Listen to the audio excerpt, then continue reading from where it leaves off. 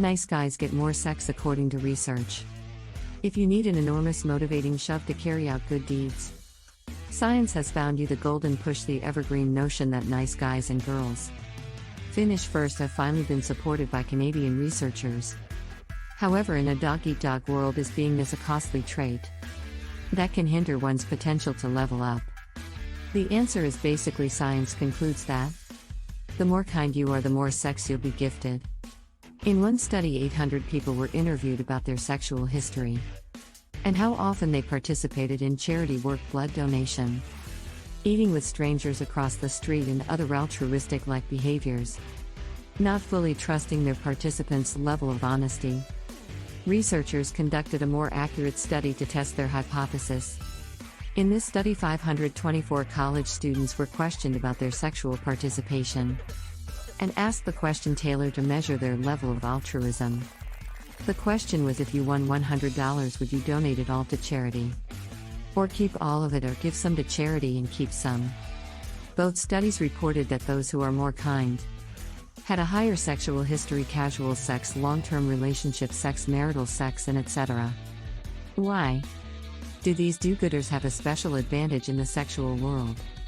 It's common knowledge that from an evolutionary point, women are attracted to men who possess resources and are generous with those resources. In hunter-gatherer cultures, a man's ability to return to his tribe with an abundant amount of meat equates him to being a much more viable partner. Generosity goes hand in hand with being altruistic.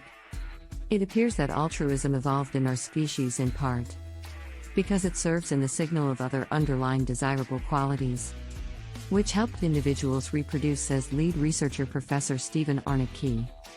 Therefore, being kind is a biological imperative. What about the dating impression that women are attracted to bad boys? There's a common phrase that nice guys finish last, and is absolutely untrue. Chris Armstrong, certified relationship coach, tells Bristle timid guys finish last. Women are not attracted to bad boys.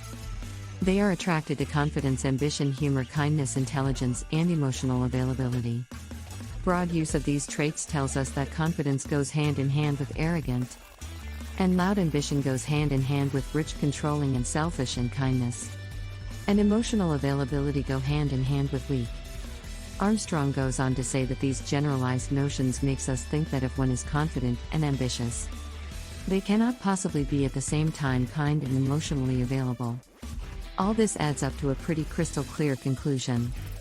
If you want to get a little, consider giving a little. Make efforts to be a better human being. Not only will it contribute to a less awful world, it might just help you get some action. If you like this video, be sure to check out our other videos for more content. And don't forget to subscribe. Thanks for watching.